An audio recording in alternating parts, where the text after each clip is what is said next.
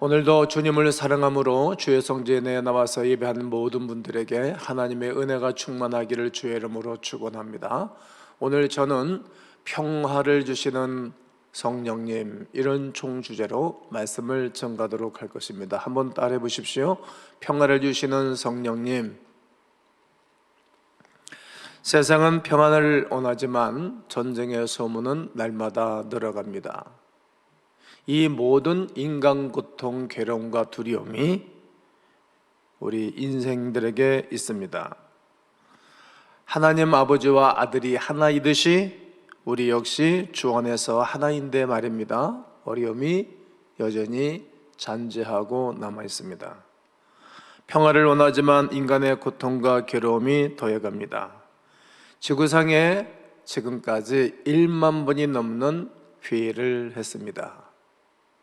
평화를 위해서 말이지요. 그러나 전쟁과 싸움, 미움과 갈등의 폭과 깊이는 날로 더해가고 있습니다. 오늘 저는 평화를 원하는 이 세대에게 평화를 주시는 성령님이라는 제목으로 말씀을 전가하도록 할 것입니다. 오늘 말씀을 통하여 평화를 주시는 성령님의 일하심을 깨닫는 시간 되시기를 예수님 이름으로 축원합니다. 그러므로 우리는 평화를 원합니다. 여러분, 평화를 원하시지요?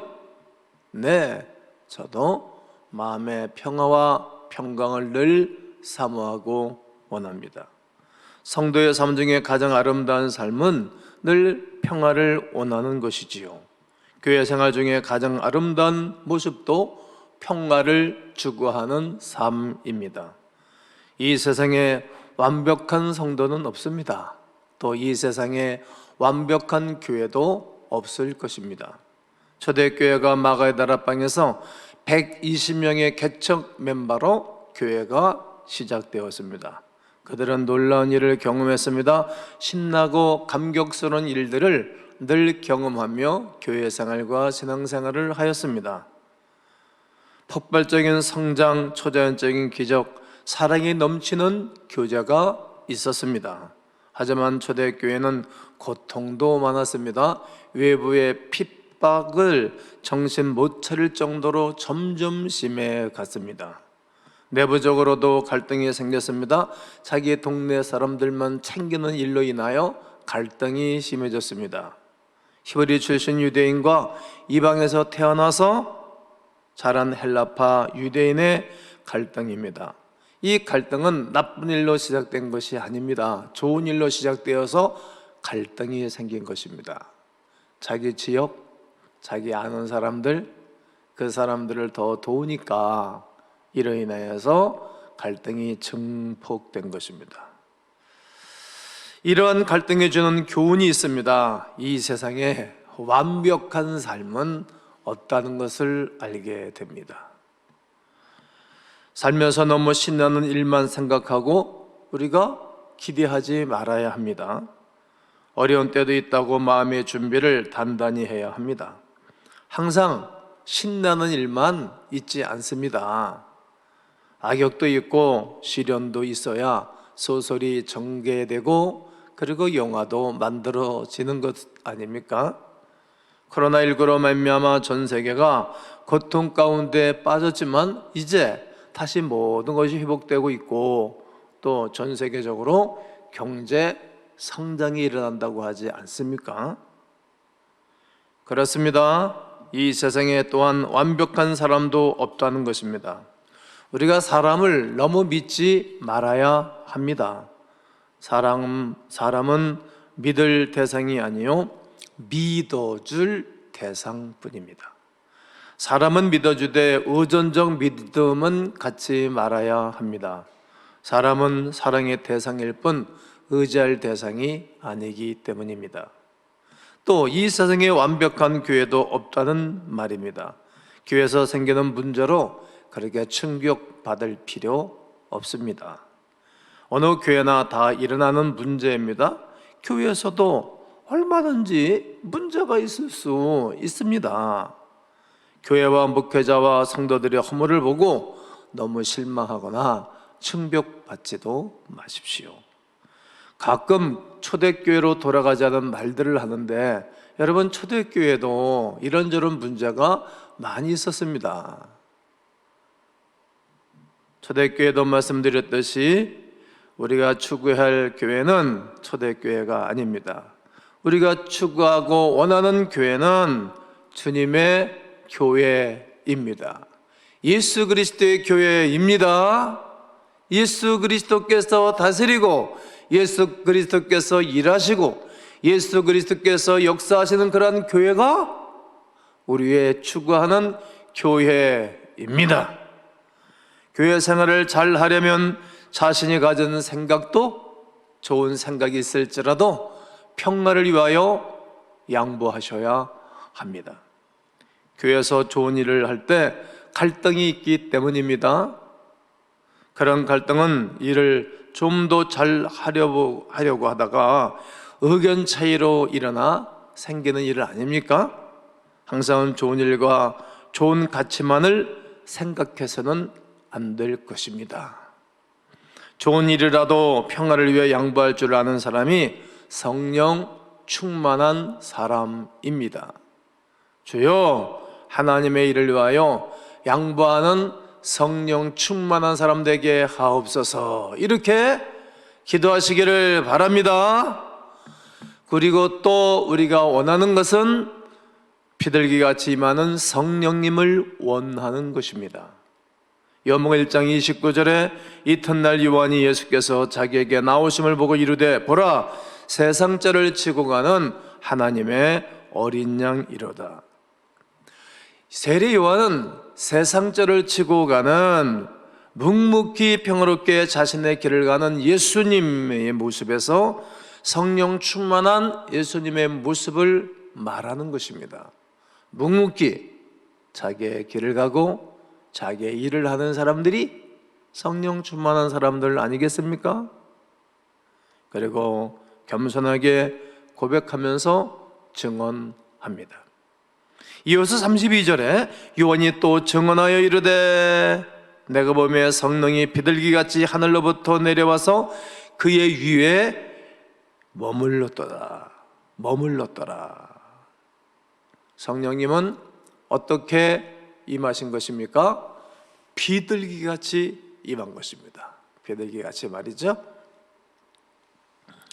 여러분, 큰 대회나 그 개막식을 할 때 보면 비둘기들을 퍽 날리지 않습니까? 왜 그렇습니까? 비둘기는 평화를 상징하는 새이기 때문입니다. 성령님은 독수리같이 임하시지 않았습니다. 흔히 우리는 성령님을 강한 능력으로만 생각하고 착각할 때가 있습니다. 그래서 심, 강요, 강탈, 다스림, 이것을 상징하는 독수리 같은 성령님을 생각하고 또 착각하는 것입니다. 어떤 분이 성령을 받았답니다. 그 독수리 같은 성령님을 받았다는 것입니다. 그러나 세상적인 힘을 숭배하고 이기적입니다. 적극적인 신앙인이라고 말하지만 자기 중심적일 뿐입니다. 적극성 때문에 오히려 주변 사람들에게 상처를 주기도 합니다. 또 성령님은 참새처럼 임하시지 않았습니다. 참새는 수다, 불안, 가벼움을 말하지 않습니까? 어떤 분은 열심히 파닥거리지만 교회 밖에서나 집에서나 직장에서나 별로 신중하지 못한 삶을 사는 것입니다. 사람이 좀 신중해야 될 것 아니겠어요? 행동보다는 입이 너무 앞서서 주변 사람들을 어렵게 합니다. 또 힘들게 합니다. 성령님은 참새처럼 임하지 않았다는 것을 늘 기억하십시오. 또 성령님은 박쥐같이 임하시지도 않았습니다. 어두운 것과 습한 것을 좋아합니다. 긴 겨울잠을 잡니다. 어두운 말을 좋아하는 사람 밤에 일, 죄 짓는 데 앞장을 섭니다. 새벽에 일어나지 않습니다. 그냥 잠만 자고 밤이 돼서야 움직이는 형 말입니다. 그러므로 우리는 비둘기같이만은 성령님을 사모하셔야 합니다. 독실이나 참새나 박쥐 같은 그런 습성을 원하는 것이 아니라 비둘기 같은 성령님을 사모하는 것입니다. 위로와 격려, 평화와 부드러움, 온유와 겸손이 나타나야 할 것입니다. 인간은 누구든지 연약합니다. 조금만 힘들어도 어렵고 불안한 상황에서 쉽게 평화를 누리지 못합니다. 평화가 순식간에 깨질 때가 있지 않습니까? 그러나 아무리 어려워도, 아무리 힘이 들어도 철저하게 성령님을 의지하시면 하나님의 마음을 붙잡아 주십니다. 또 내 안에 계신 성령님의 후원하심으로 평정을 누리고 평화롭게 지나게 될 것입니다. 그렇습니다. 우리가 아무리 힘이 들고 어려워도, 어려운 상황 가운데서도 감사하시면 비둘기 같은 성령께서 도와주십니다. 오늘도 성령 충만하시기를 주의 이름으로 축복합니다. 축복합니다. 또 우리는 원합니다. 마음에 평화를 주시는 성령님입니다. 마태복음 3장 17절에 보면 하늘로부터 소리가 있어 말씀하시되 이는 내 사랑하는 아들이요 내 기뻐하는 자라 하시니라. 창세기 1장 1절과 22절에 태초에 하나님이 천지를 창조하시니라. 땅이 혼돈하고 공허하며 흑암이 깊음 위에 있고 하나님의 영은 수면 위에 운행하시니라. 수면 위에 운행하신다는 것은 어미새가 그 새끼를 아주 인내로 부드럽게 품고 있는 것을 의미합니다. 누가 시켜서 하는 것이 아닙니다. 자기 의존적으로 그 일을 하고 있는 것입니다.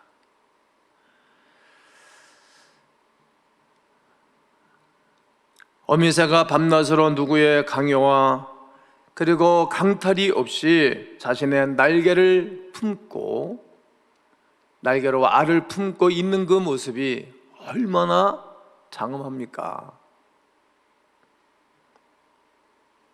누구의 요구 없이 새끼를 품고 있는 그 모습은 아주 감동적입니다. 어미새는 알을 품고 또 아기가 알에서 깨어나면 얼마나 자유로운 모습으로 그를 돕고 있지 않습니까? 제가 오래전에 황제 펭귄의 긴 추운 겨울나기를 영상을 보여드린 적이 있어요.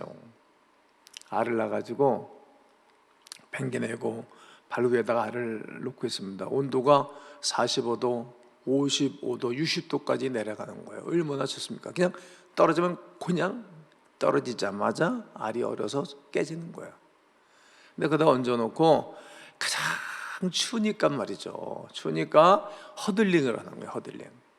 쫙 모여가지고 그 긴 겨울을 품고 지나가고 아래에서 그 새끼가 깨어나는 거예요. 야, 얼마나 아름답고 장엄한지 모릅니다.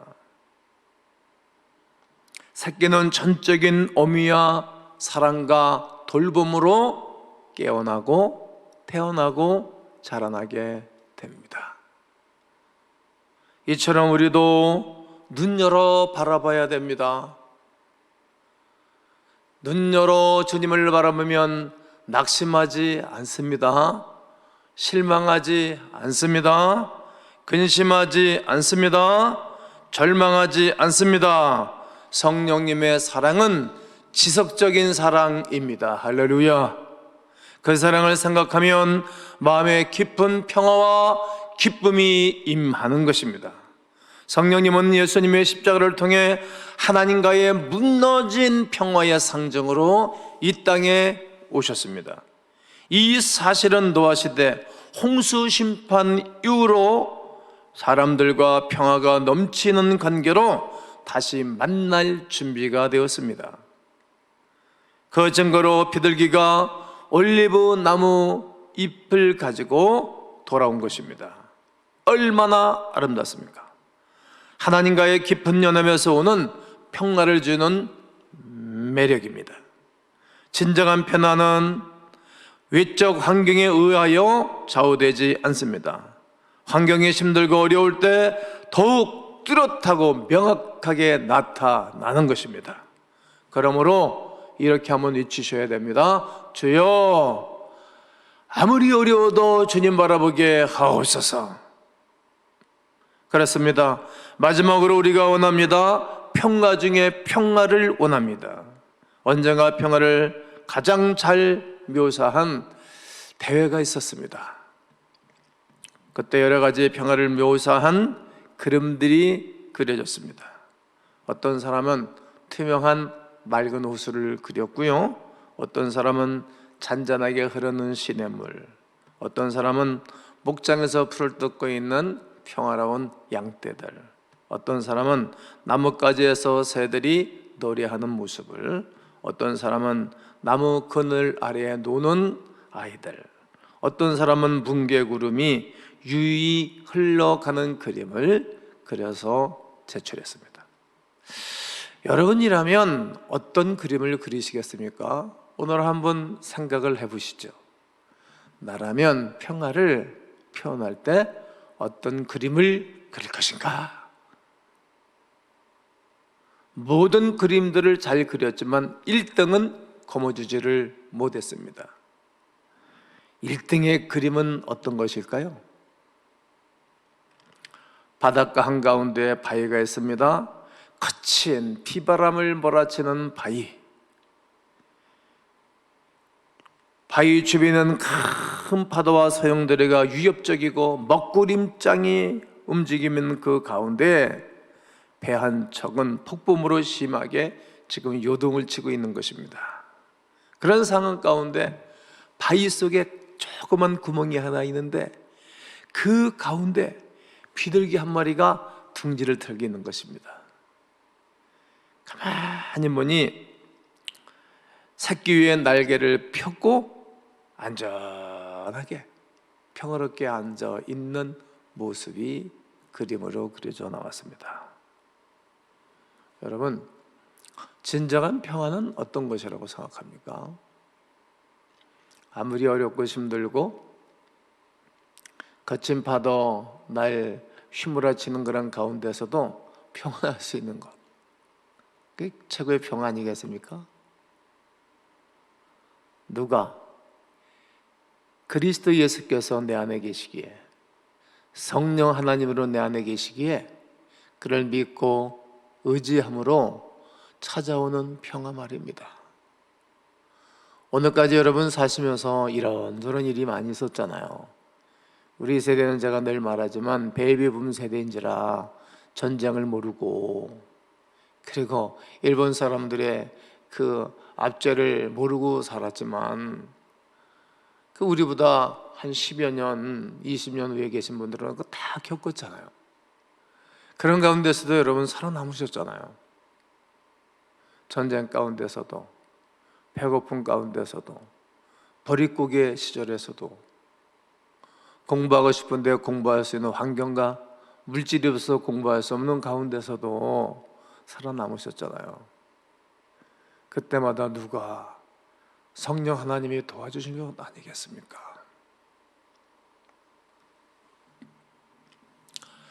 주님은 오늘까지 우리를 품고 여기까지 오셨는데 앞으로 성령 하나님의 운행하심이 우리 가운데 있어 승리하게 해 주실 것입니다. 사랑하는 성도 여러분, 여러분과 제가 그리스도 예수 안에서 평화를 누리시기를 주의 이름으로 축복합니다. 하나님을 통하여 평화를 얻을 수 있습니다. 비둘기같이 임하시는 성령님의 임재가 있습니다.